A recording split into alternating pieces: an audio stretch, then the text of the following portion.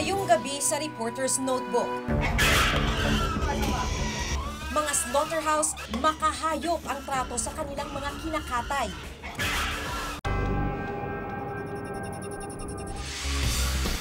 Buhay ng mga basurero ng karagatan, nanganganib.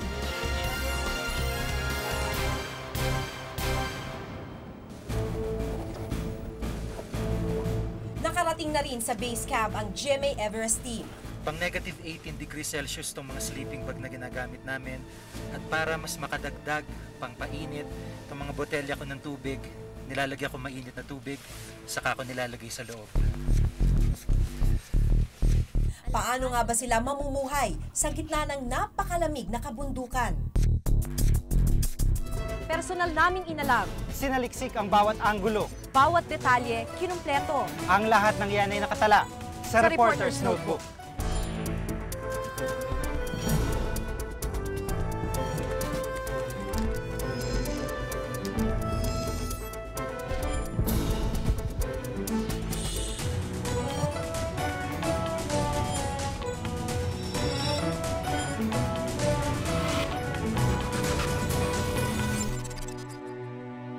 Maraming katayan hindi sumusunod sa mga alituntunin, kaya nababansagang malulupit at walang awa sa hayop ang mga ito. Ano nga ba ang wasto at makataong pagkatay sa hayop?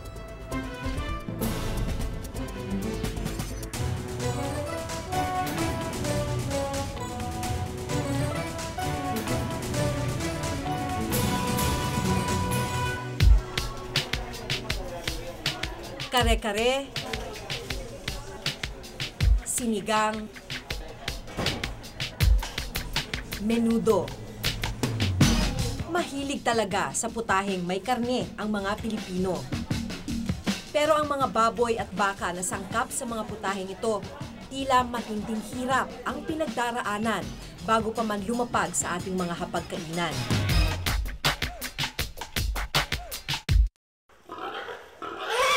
Noong nakaraang buwan, iniulat ng Reporter's Notebook ang makapanindig balahibong sitwasyon sa isang slaughterhouse sa Bacolod.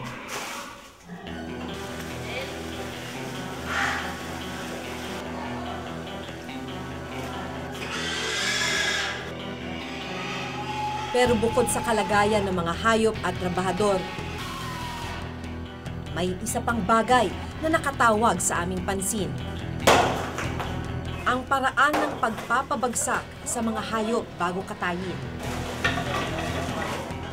Gumagamit ng pangunguryente ang mga matador sa mga baboy.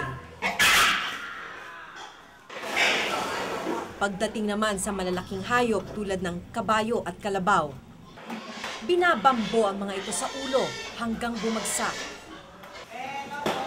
Tama po ba yun na hinahampas ng ilang beses sa ulo? Kulang ang procedure natin doon sa stunning sang large cattle.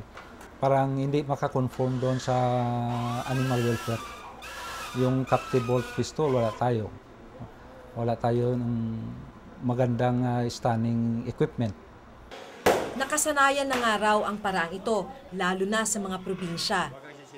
Pero ano nga ba ang tamang reglamento? Ayon sa People for the Ethical Treatment of Animals o PETA, hindi makatao ang ganitong klase ng pagpatay sa mga hayop. Yung ibang tao, kahit binubugbog sila, nararamdaman pa rin nila, hindi sila kaagad parang nawawala ng malay. It's the same way with animals and it's a cruel way. Ang pamantayang ito ay pamantayan ng mayayamang lipunan, tulad ng Amerika na may magagarang gamit sa pagkatay.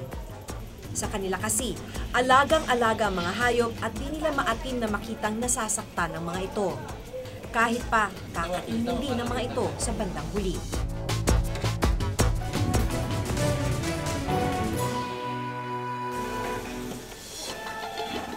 Ilang beses sasaksakin ang ulo ng hayop bago ito tuluyang bumagsak. Para sa mahina ang loob, mahirap tingnan ang mga hayop na lumuluha sa sakit habang pinapatay.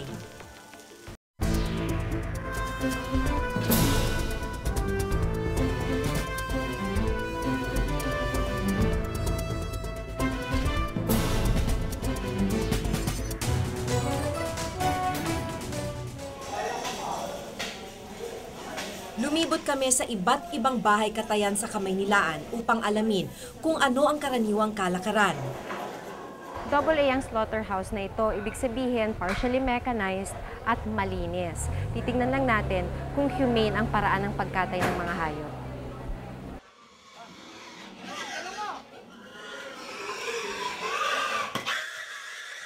Sa atin, gamit pa rin ang karamihan ng tradisyonal na paraan ng pagkatay sa baboy at baka, tulad ng pamumukpok ng ilang ulit. Sanay na sanay ang mga mataderong naririnig ang hiyaw ng pinapatay na hayop. Ang problema, hindi sa lahat ng oras ay nawawalan agad ng malay ang mga ito. Kaya ilang pukpok pa ang kakailanganin bago sila tuluyang mahilo. From the start, may effect na yan sa quality ng karne. Kung pinapahirapan, Pangit ang karne na lalabas. pangit ang karne. Pero kayo po, bakit pukpok pa rin po dito sa slaughterhouse na ito? So far kasi, mostly mga slaughterhouses na private. Kaya ganito pa rin ang kanilang method dahil hindi pa sila nakakapag-upgrade ng stunning. Kasi medyo mahal ang stunner. Pagdating naman sa malalaking hayop, isang kutsilyo ang ginagamit. Ang mahirap naman sa paraang ito, kung hindi sanay ang gagawa, ilang beses sasaksakin ang ulo ng hayop bago ito tuluyang bumagsak. Para sa mahina ang loob, mahirap tingnan ang mga hayop na lumuluha sa sakit habang pinapatay. Tinanong namin ng isang inspector sa lugar kung wasto ang ganitong proseso ayon sa kanilang pamantayan. So sa tingin niyo po yung paraan po ng pagkatay, humane? Yan ho ang ano natin, hindi natin maiwasan mo yun. Ano po yung hindi maiwasan? Yung main ano ho ng upan natin. Hindi ho natin maiwasan yung pag-ano ng ang paggamit ng yung stunning ng. Sa isang slaughterhouse naman sa Quezon City, tubo rin ang ginagamit sa pagpatay ng hayop. Tulad ng sa naunang bahay katayan. Kung minsan ay halos mabasag na ang bungo ng mga baboy sa dami ng palo bago mawala ng malay. Hindi nila maabot yung standard na pag yung human slaughtering talaga kung pukpok ang gagamitin. Pero okay lang po. Pero okay lang. Kasi dito lang naman sa Metro Manila yun. Iba rin ang pamantayan sa pagkatay sa isang slaughterhouse sa Tondo. Para sa kanila, mas makatao kung gagamitan ng stunning gun ng mga hayop para matulala ang mga ito at halos di na mararamdaman ang mga saksak. Ito na pong ginagamit namin. Dahil ito po, pag oras na ginanyan sa baka to, dito sa pinakaano, talagang totally pagbagsak niya, wala siyang alam. Talagang, kasi ang sentro sa pinakautak eh. Kaya doon natin nagamit ng, pinatay namin siya pero sa napakagandang paraan. Wasto man ang paggamit ng stunning gun, hindi lahat ng slaughterhouse ay may kakayahang bumili nito. Kasi mahirap ding i-procure yung mga stunner kasi imported siya eh. So far, wala pa napafabricate dito sa Philippines. Pagdating naman sa mga baboy, kinukuryente nila mga ito para mawala ng malay. Ito na raw ang pinakamabisang teknolohiya para di magdusa ang mga hayop. Sa aming nakita, iba-iba ang pamantayang sinusunod ng bawat slaughterhouse sa pagkatay ng hayop. Tila hindi malinaw o di kaya hindi nasusunod ang tamang reglamento. Ang pagpalo ay isa sa hindi accepted na pamamaraan sa pag-stun o pagpatulog sa hayop. Hindi namin inaalaw yon.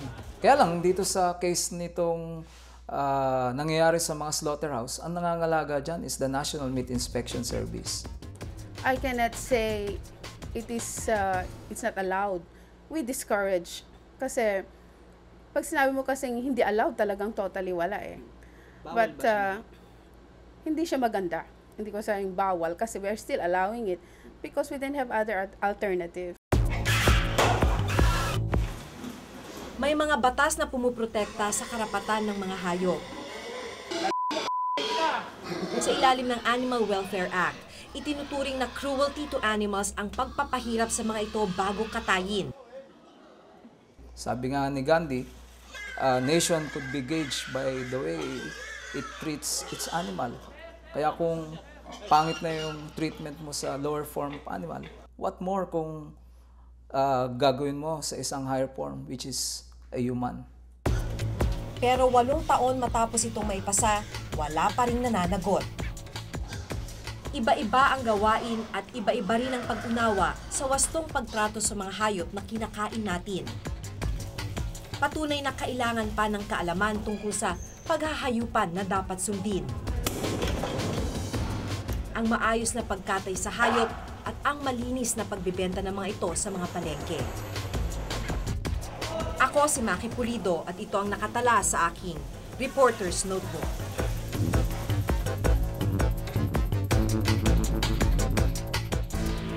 Walang inaksayang oras si Chris. Kahit hirap gumalaw sa ilalim ng dagat, patuloy pa rin siya sa paglagari.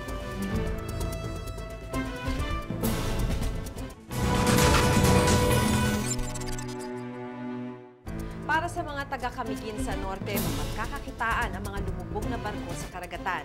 Pero mapanganib ang trabahong ito. Ang buhay ng mga mambabato o sea scavengers sa report ni Cesar Apolinario.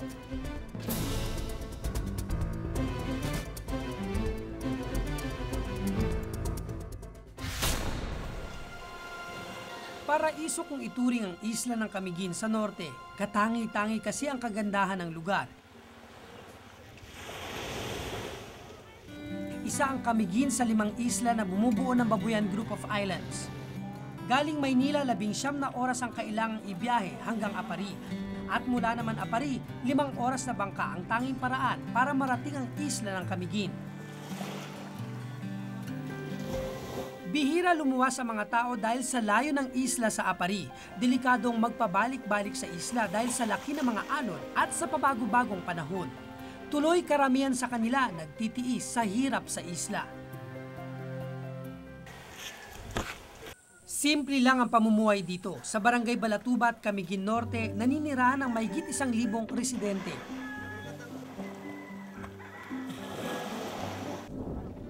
Karamihan sa mga residente umaasa sa biyayang hatid ng dagat, kaya pangingisda ang pangunahing hanap buhay dito. Pero bukod dito, may itinuturing pang ibang biyaya ang mga residente. Mga bakal sa ilalim ng dagat na hindi na nila kailangan pang bingwitin o paghirapang hulihin.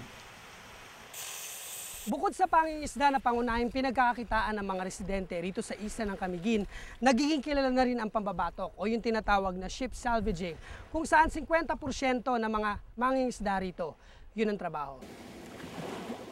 Araw-araw nagtitipon tuwing umaga ang mga tinatawag na mambabatok. Sila yung kumukuha ng mga bakal na nasa ilalim ng dagat dito sa pampang ng Barangay Balatubat.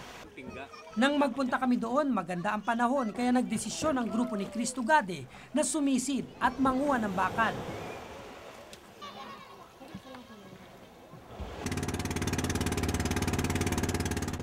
Papunta kami ngayon sa ship number 6, kaya nila tinawag na ship number 6 to dahil 6 to 7 feet ang lalim ng dagat dito sa pagkatrabahuhan nila ngayon. Delikadong sumisid sa ilalim kaya dapat kumpleto sila sa gamit. Siyempre di mawawala ang tinatawag na yapak o improvised fins para sa mga paa, mask, lagari na pamutol ng mga bakal, hose para sa paghinga at kompresor na pagkukunan ng hangin. Si Chris ang leader ng grupo kaya siya ang nanguna sa paglusong sa tubig.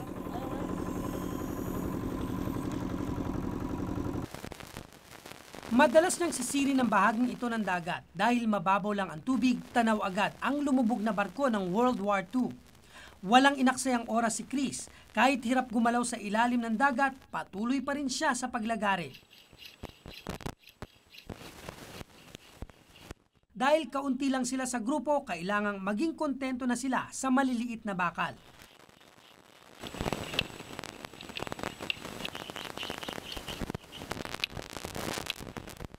Matapos ang 20 minutong paglalagari, nakalas ang isang bahagi ng barko.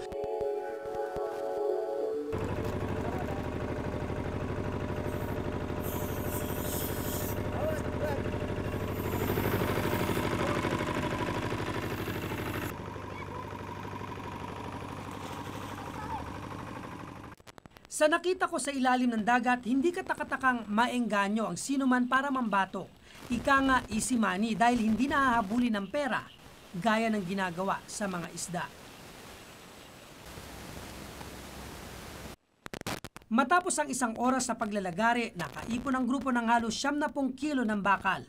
Aminado si Chris sa delikado ang pambabatok pero wala raw siyang magawa lalo't hirap sila sa buhay. Para sa akin po naman hindi naman po delikado kasi nag-iingat naman po kami. Dito po sa Camiguin talaga wala naman po kaming ibang mapagkukunan ng ibang ikinabubuhay namin dito kundi dito sa lupa at saka dito sa dagat. Hindi na nila mabilang kung ilang bakal na mula sa barko ang nakuha pero kitang-kita sa itsura ng barko na ilang beses na itong nasalvage o kinuna ng bakal. Bukod sa ship number 6, may 3 pang barko ng World War II na pinagkukunan ng bakal ng mga mambabatok sa Camiguin.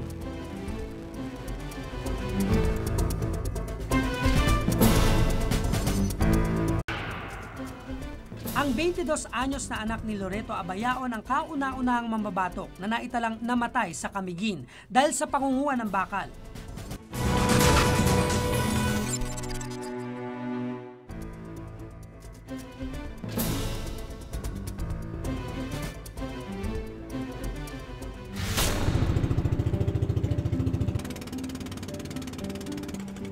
Ito yung ship number 22, 30 feet ang lalim nitong site na ito.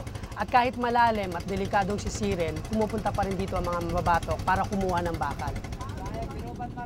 Dito nakilala ko ang isa pang grupo ng mga mambabatok. Kumpleto rin daw sila sa gamit. Bukod sa pang-dive, mayroon pa silang mga drum, pang-angat na malalaking bakal. Kwento ni Randy, mas delikado rito pero mas malalaking bakal ang makukuha. Yun nga lang kalaban nila, ang lamig sa ilalim. Mapagod ka rin maglagari, tiyaga lang para makakuha ng bakal. Kaya kami manisid ng bakal para may pambili ng pangkain, panggasto. Matapos ang 2 oras, lumitaw na ang pinakahihintay ng grupo ni Randy.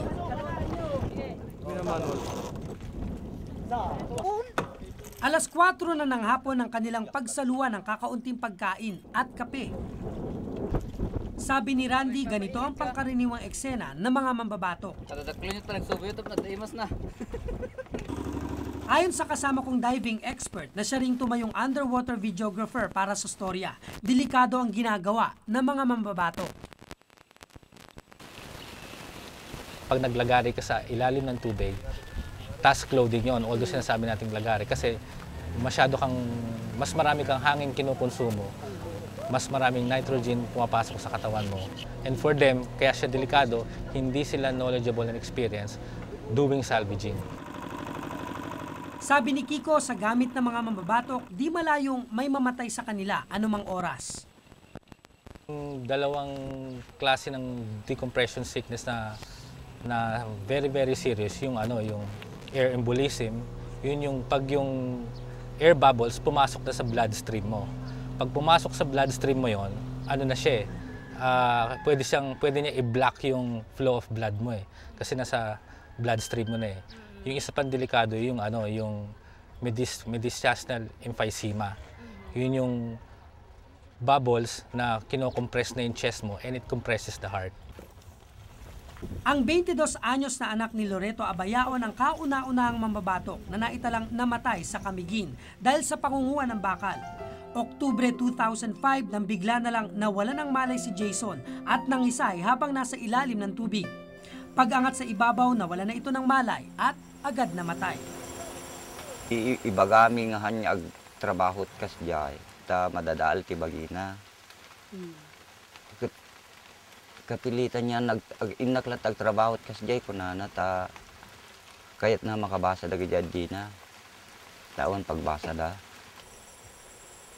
Kung si Loreto ang tatanungin, tutulos siya sa pambabatok ng anak pero wala siyang magawa dahil tulong din ito sa pagpapaaral ng dalawang kapatid. Dahil sa pagkamatay ni Jason, pansamantalang ipinahinto ng Coast Guard ang pambabatok. Subalit patuloy pa rin ito ngayon. Alam namin yan pero pinayagan ni Mayor yan eh. Wala kaming kasi kapag nag-logout naman sa amin, meron na silang permit na galing sa barangay. Barangay ang nagbibigay ng permit na ibinta sa apari para meron daw sila pang bili ng pagkain. Ngunit sa sistema ng kanilang paglusong, tila hindi pinag-uukulan ng pansin ng kinaukulan ang seguridad ng mga mambabatok. Hindi kailangang lokal na pamahalaan sa pambabatok kahit ito ay pinagbabawal. Depensa nila pagbigyan na lang daw ang mga maninisid. Yung mga tao, mas mabuti na lang yung naghahanap buhay ng marangal at saka sa matinong paraan, kaysa you run after them. Kung ma-organize sana itong mga tao na to, they organize themselves, they can seek assistance from the provincial government. Mula sa Camiguin, ibinabiyahe ng 5 oras patungong Apari ang mga bakal. 10.50 kada kilo ang bentahan. Sa loob ng 3 linggo, 3 tonelada ang kanilang nabebenta. Kulang-kulang 3,000 raw ang hatian ng grupo. Kumpara sa pangingisda na dumidepende ang kita sa panahon, sa pambabatok, 250 kada araw ang kayang kitain. Sa laki ng mga barkong lumubog, madami-dami pa ang bakal na maaaring kunin mula sa dagat. Pero ano ang kasiguraduhan ang kaligtasan ng mga mambabatok sa bawat sisid nila? Ilang buhay pa ang malalagay sa alanganin bago bigyan ng pansin ng mga kinaukulan ang panganib sa trabahong pinili nila. Mabigyan lang ng pagkain sa pagkainan ang kanilang pamilya. Ako si Cesar Apolinario at ito ang nakatala sa aking Reporter's Notebook.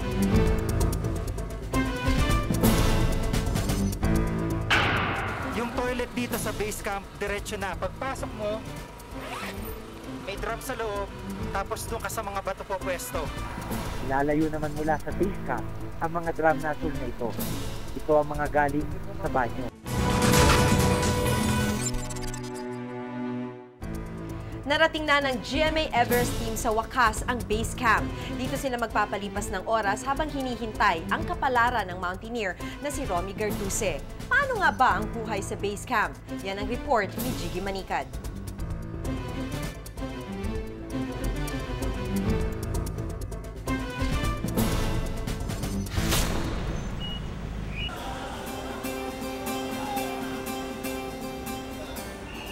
Jiggy, isa lang pa na natin. Garduse.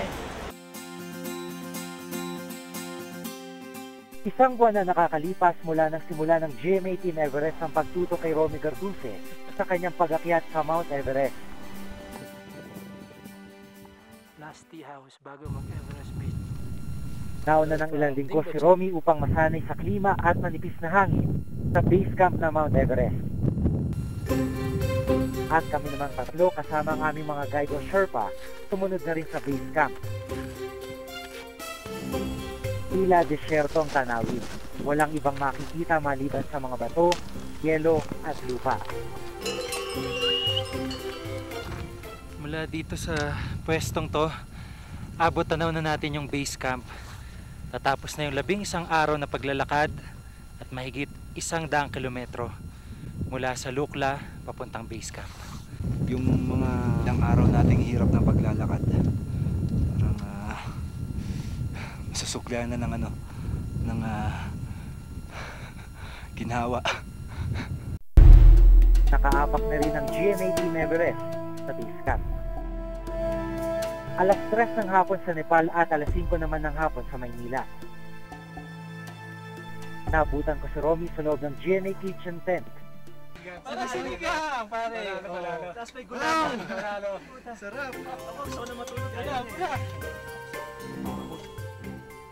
Matapos kumain, agad namin inilatag ang GMA banner at ang Philippine flag sa bubungan ng aming mga tent. Tanaw namin sa di kalayuan ang tent ng isang grupo pa ng mga Pinoy. Magkaibang grupo man ang sinusuportahan, hindi nawala sa amin ang pagiging Pilipino. Ito yung kwarto ko dito sa base camp. Isang maliit na tent gagamitin namin ng halos mahigit isang buwan. At pang negative 18 degrees Celsius itong mga sleeping bag na ginagamit namin. At para mas makadagdag pang painit, itong mga botelya ko ng tubig, nilalagyan ko mainit na tubig, saka ko nilalagay sa loob.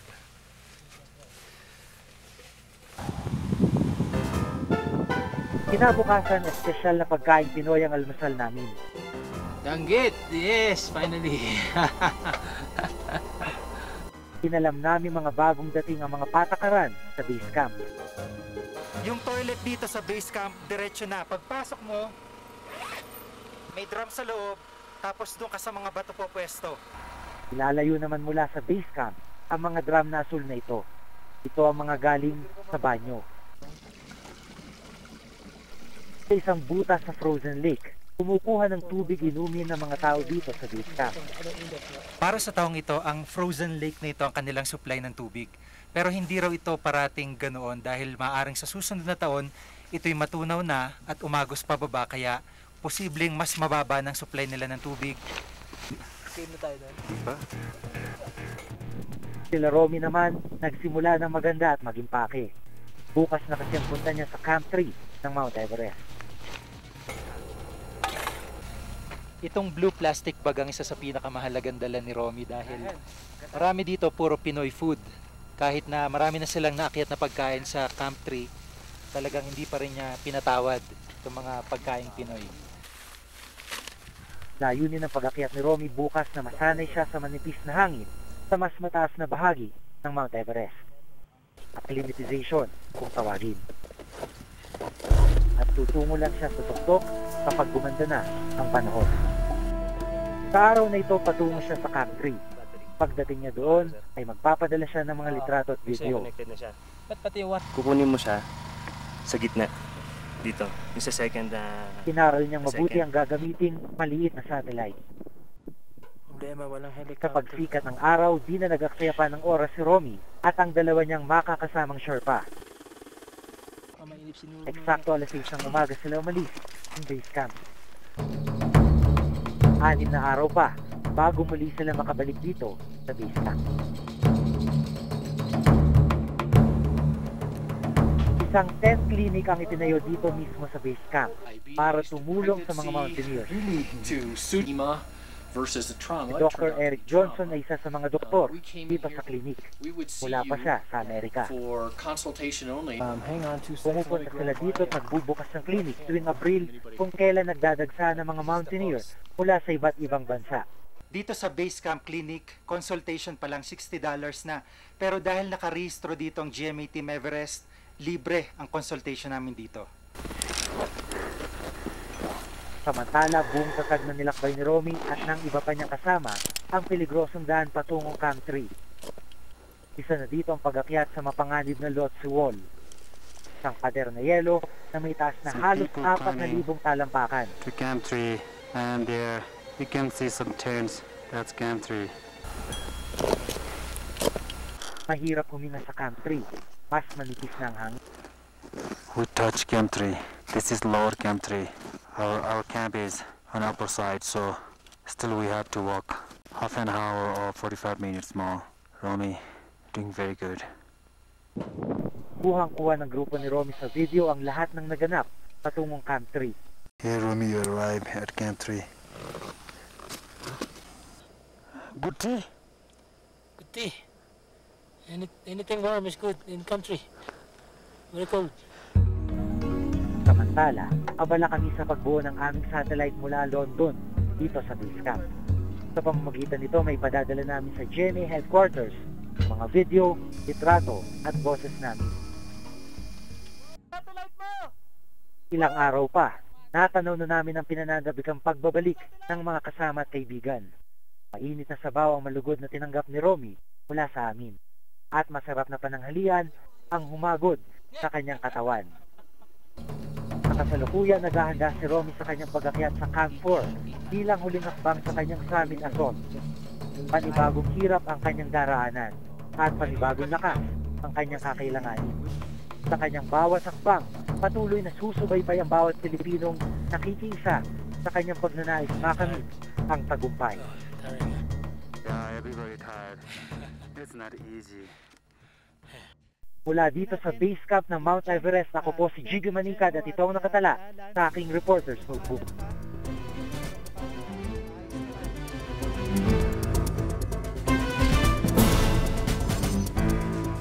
Kung may nais kayong ipasiyasat na issue o balita, maaari kayong tumawag sa amin sa numerong 928-7021 local 1424. Maaari rin kayong mag-email sa reportersnotebook@gmanetwork.com.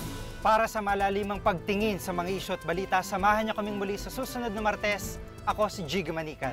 Ako si Maki Pulido at ito ang Reporter's Notebook.